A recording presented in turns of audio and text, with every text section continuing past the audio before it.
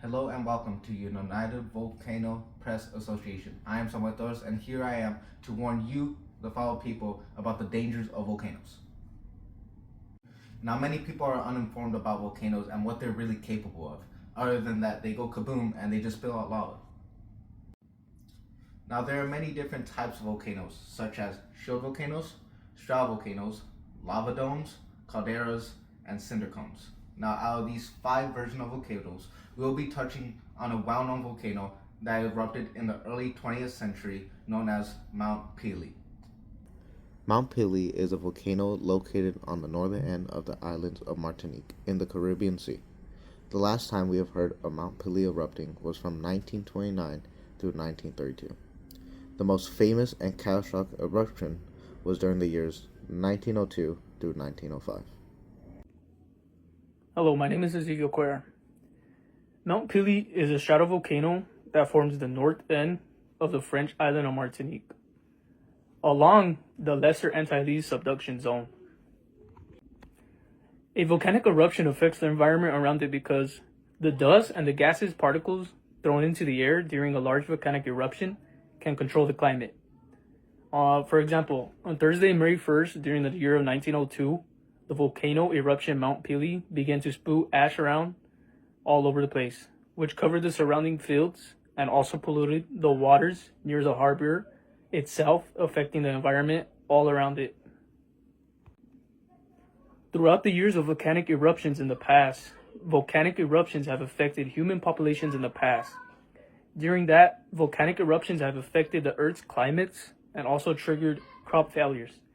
In 1902, eruption of Mount Pelee, Martinique, resulted in 30,000 tragic deaths.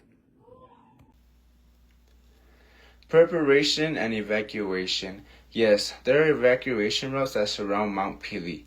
They are designed to get people down safely and quickly. And if the volcano shows signs of erupting, these routes lead away from the high-risk zones near the volcano. Also, local authorities have plans in place and will guide if any evacuation is necessary. If Mount Pelee were to erupt, most people around the volcano would have to evacuate and avoid dangerous outcomes like lava flow and ashfall. The extent of the evacuation zone depends on the eruption size and the predicted impact. The areas that would need to be evacuated if Mount Pelee erupted would have to be those in valleys or along the rivers. A city called Saint-Pierre, due to its history of major concern from them and other nearby towns/villages, would have to be evacuated as well. These zones are determined by past volcano behavior and potential eruptions. Nelson Ceballos. Yes, there are signals for volcano eruptions that may provide warning, which include heightened seismic activity, characterized by earthquakes and tremors, alterations in ground deformation, such as swelling or sinking, and variations in gas emissions, including increased steaming or the appearance of new vents. Individuals would know when they're in danger when in Saint-Pierre through the French National Emergency Alert System, aka the FR Alert, and with the local authorities would also provide information. How much warning would the local population have? On this day of 1902, the eruption of Mount Pelee caused the devastating destruction of Saint-Pierre in Martinique.